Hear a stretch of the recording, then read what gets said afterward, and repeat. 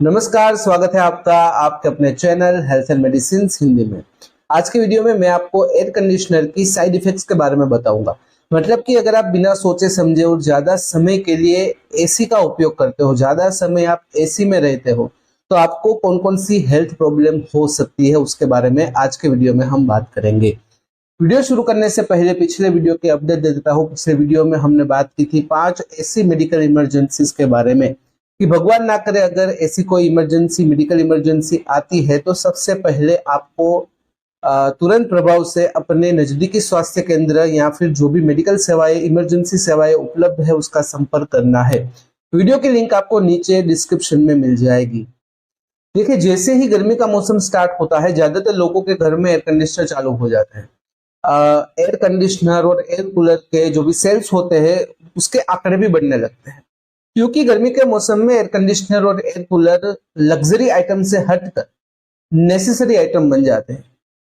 यहाँ पर एसी का उपयोग करने से मैं मना नहीं कर रहा हूँ, लेकिन मैं ऐसा कह रहा हूँ कि अगर आप सोचा समझा उपयोग करते हो, हद में रहकर उपयोग करते हो तो कोई परेशानी की बात नहीं है। लेकिन अगर आप बिना सोचे समझे लंबे समय के लिए कंटिन्यूअस एयर कंडीशनर का उपयोग करते हो तो आपकी हेल्थ को प्रॉब्लम हो सकती है। देखिए, आपने ऐसा देखा होगा कि कुछ लोग ऐसे होते हैं जो घर पर भी कंटिन्यूअस एसी ऑन रखते हैं, बाहर जाते हैं गाड़ी में जाते हैं तो गाड़ी का एसी भी कंटिन्यूअस ऑन होता है, ऑफिस में जाते हैं तो ऑफिस का एसी भी कंटिन्यूअस ऑन होता है। तो ऐसे लोग अपने पूरे दिन का तकरीबन 70 से 80% तक का जो समय होता है वो एयर कंडीशनिंग में बिताते हैं।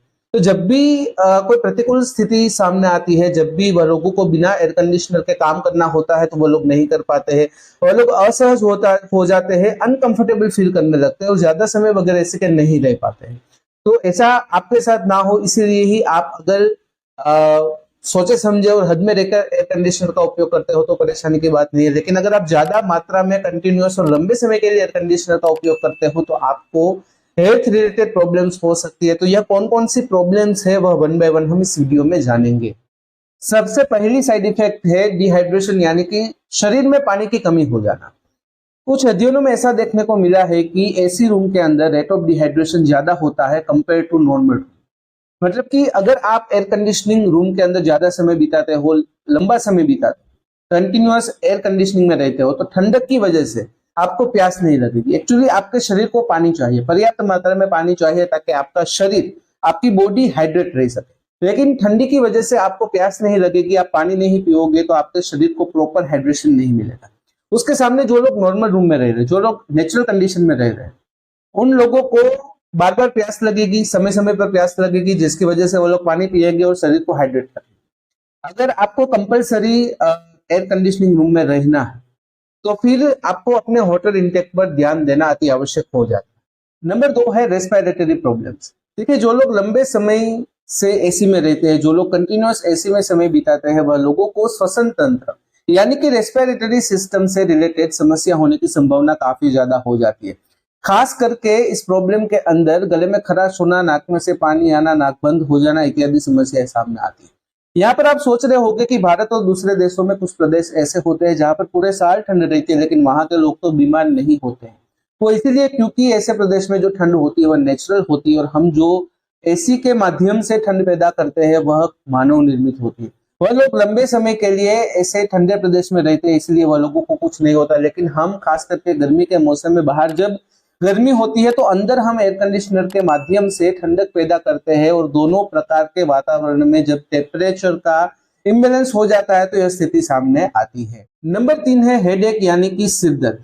सिरदर्द होने के पीछे का सामान्य कारण डिहाइड्रेशन हो सकता है। जब भी आप ज्यादा समय एसी में रहते हैं, कंटिन्यूअस समय एसी में बिताते हैं, तो आपको डिहाइड्रेशन होने की संभावना यानी कि आपके शरीर में पानी की कमी हो जाती है, जिसकी वजह से सिरदर्द होने की समस्या होती है।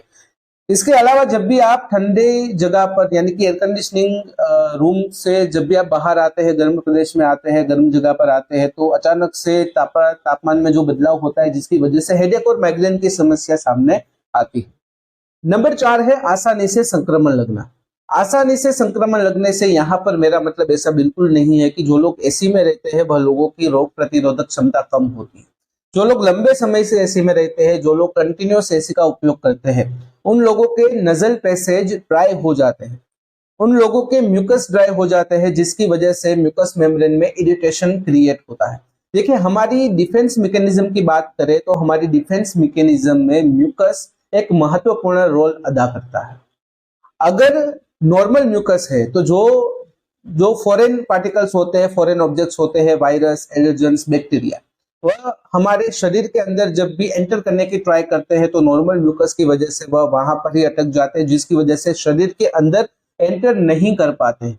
लेकिन जो लोग ज्यादा एसी का उपयोग करते हैं, लंबे समय के लिए एसी का उपयोग करते हैं, वह लोगों के म्यूकस ड्राई हो जाते हैं, जिसकी वजह से जो प्रोटेक्शन मिलना चाहिए वो प्रोटेक्शन नहीं मिलता और आसानी से जो भी फॉरेन ऑब्जेक्ट्स है, वायरस, बैक्टीरिया, एलर्जन, वह हमारे शरीर के अंदर आसानी से एंटर कर जाते हैं, जिसकी वजह से संक्रमण लगना भी काफी आसान हो जाता है।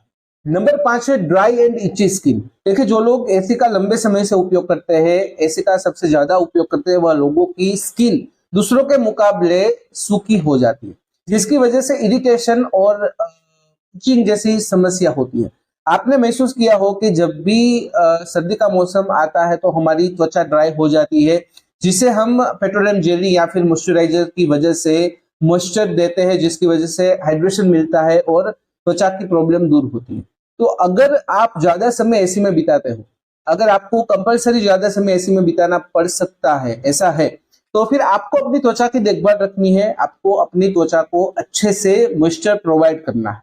नंबर 6 है अस्थमा एंड एलर्जीज। देखिए, जिन लोगों को पहले से ही अस्थमा और एलर्जीज की परेशानी है, वह लोग अगर लंबा समय एसी में बिताते हैं, ज्यादा एसी का उपयोग करते हैं, साथ ही साथ अगर वह लोग अपने रूम में प्रॉपर हाइजीन मेंटेन नहीं करते हैं, अपने एसी की सर्विसिंग समय समय पर नहीं करवाते हैं, क्लीनिंग नहीं करवाते, तो बाहर के पोल्यूटेंट्स की वजह से अस्थमा और एलर्जी से रिलेटेड सिम्टम्स और ज्यादा बिगड़ सकते हैं। तो अगर आपको अस्थमा है या फिर एलर्जी है, अगर आप एसी में रहना कंपलसरी है आपको, तो फिर अपने रूम का प्रॉपर हाइजीन मेंटेन करना चाहिए, साथ ही साथ एसी की सर्विसिंग और एसी का क्लीनिंग समय समय पर करवाना चाहिए।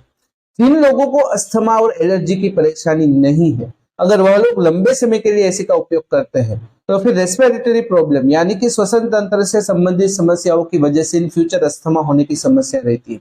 साथ ही साथ वह लोगों के जो म्यूकस होते हैं वह ड्राई हो जाते हैं, जिसकी वजह से जो फॉरेन ऑब्जेक्ट्स है, जो फॉरेन पार्टिकल्स है, जैसे कि वायरस, बैक्टीरिया, एलर्जेंस, वह सब शरीर के अंदर आसानी से दाखिल हो सकते हैं, जिसकी वजह से इन फ्यूचर एलर्जीज होने की संभावना भी काफी ज्यादा बढ़ सकती है। नंबर 7 है ड्राई आइस।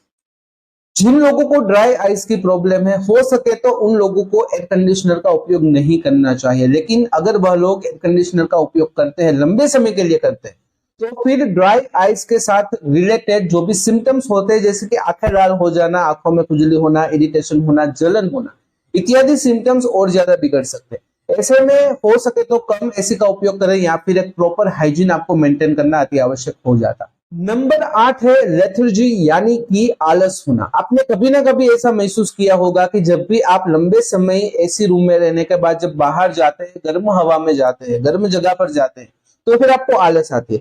खास करके जब भी आप मूवी देख कर आते हो, जो भी सेंट्रली एसी मॉल है वहां पर घूमकर बाहर आते हो, तो आपको बाहर का जो गर्म वातावरण है वो आपको राज नहीं आता, आपको आलस जैसा महसूस होता है। वो इसलिए होता है क्योंकि आप यहाँ पर दो प्रकार के वातावरणों के साथ रह रहे हो।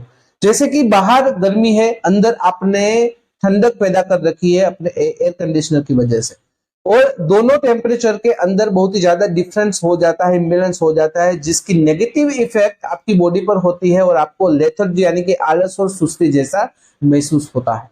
नंबर 9 है अक्लाइमेटाइजेशन टू कोल्ड एयर, मतलब कि ठंडी हवा और ठंडे टेम्परेचर के साथ अनुकूलन बना लेना।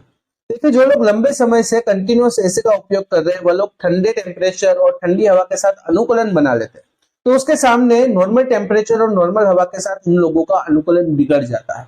आपने ऐसा देखा होगा, महसूस किया होगा कि जो लोग लंबे समय से कंटिन्यूअस एसी का उपयोग करते हैं, अगर बगैर एसी के वह लोगों को काम करना पड़ा तो वह लोग असहज हो जाते हैं, अनकंफर्टेबल हो जाते हैं, लंबे समय तक बिना एसी के वह लोग नहीं रह पाते हैं। तो इस बात का भी आपको ध्यान रखना है और हो सके तो मर्यादा में एयर कंडीशनर का उपयोग करना है। तो ये थी जानकारी एसी के लंबे और कंटिन्यूअस उपयोग से होने वाली हेल्थ प्रॉब्लम्स के बारे में। अगर इस वीडियो से रिलेटेड कोई भी सवाल आपके मन में है तो बेझिझक आप मुझे कमेंट में पूछ सकते हो, या फिर डायरेक्टली आप मुझे qa.ham@gmail.com पर मेल भी कर सकते हो। तो फिलहाल इस वीडियो में बस इतना ही। आज का वीडियो ध्यान से देखने और सुनने के लिए आपका धन्यवाद। जय हिंद, जय भारत।